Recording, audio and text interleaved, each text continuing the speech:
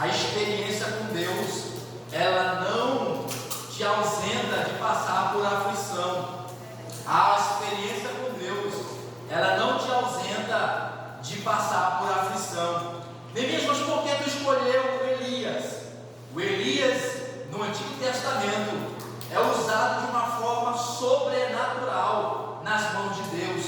E dentro daqueles que foram tomados para si no Antigo Testamento, foi Enoque, pelo que está escrito lá em Gênesis, que Enoque andou com Deus. Todos olhando para mim, Enoque andou com Deus. Enoque, quando andou com Deus, Deus o arrebatou em vida para si. O outro que vai ser arrebatado em vida para Deus vai ser Elias. Elias vai ser arrebatado e uma carruagem de fogo, com cavalos de fogo e um redemoinho para o céu de glória. E eles vão ser vistos ao lado de Moisés na transfiguração, né? Eles vão olhar Moisés e Elias, e os discípulos vão contemplar e ter esta visão. E isto é muito lindo, porque Elias vivenciou o sobrenatural de Deus. Elias foi tido uma experiência, um relacionamento com Deus invejável. Aquilo que Elias tinha como preciosa, que foi o seu chamado, e ele executou esse chamado com um grande cuidado, com um grande zelo, mesmo diante das ameaças. Mas mesmo Elias sendo sustentado pelos povos, mesmo Elias vendo a providência de Deus, mesmo Elias vendo todo o sobrenatural de Deus, isso não ausentou Elias de pedir a morte. Isso não ausentou Elias de sentir a aflição, a perseguição, que isso ele teve que dizer para Deus, abrir mão da própria vida por conta da aflição que ele sentiu. A aflição que eu, como você, sentimos, mesmo o homem sendo usado poderosamente por Deus. E isso não somente Elias pediu a morte, mas mesmo depois nós vamos ver que Elias vai se refugiar em uma caverna, né? Ele pediu para si a morte e também se ausentou em uma caverna, lugar de não esconderijo, mas lugar de solidão. Caverna era lugar para ser humano morar. Inclusive, o próprio Deus vai dizer para Elias: caverna não é lugar de profeta, caverna não é lugar para Deus, não é lugar para aqueles que Deus vocacionou, caverna não é lugar para aqueles ao qual Deus chamou, caverna não é lugar para crente, né? Esta solidão a qual Elias queria se abraçar. E é interessante sobre isso, né? Porque nós vamos ver que Deus enviou o profeta Elias para confrontar Israel, para uma necessidade aonde Israel vai passar por isso.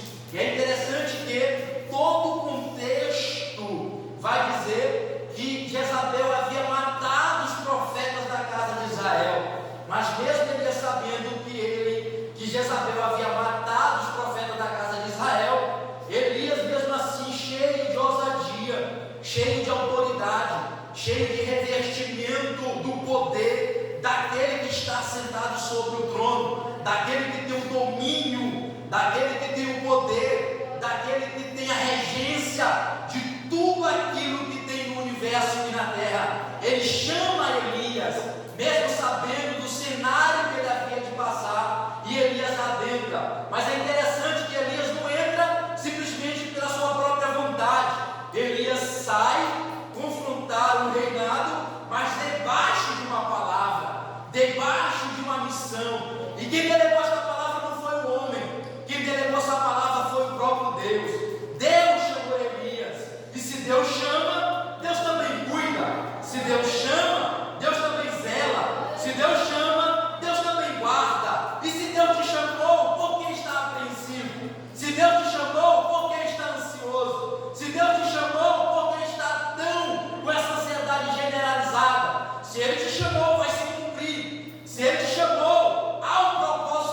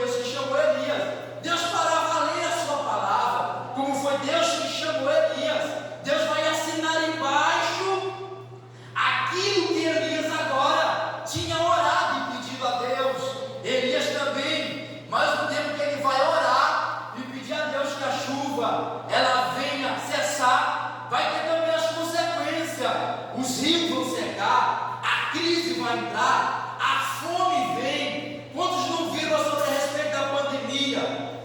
No contexto, para aqueles que são ateus, são apenas uma pandemia qualquer, mas nós sabemos que mesmo a pandemia vindo, muitos irmãos se foram, muitos irmãos foram afetados, muitos irmãos foram atingidos por causa da pandemia, mas também por causa dessa pandemia, os acontecimentos da palavra de Deus vêm se cumprindo. Elias orou que a chuva cessasse, mas mesmo assim Elias teve que passar pelas consequências que aquilo que ele pediu. Mas sabemos que ele teve fome, sabemos que teve sede, e Deus providenciou para ele o pão, Deus providenciou para ele a carne.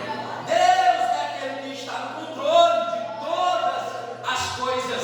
Quantos assim acreditam e concordam com esta palavra? Nesta noite, levante a mão assim para o céu e glorifica Ele. D2, D3, D4, D5, D7, D8.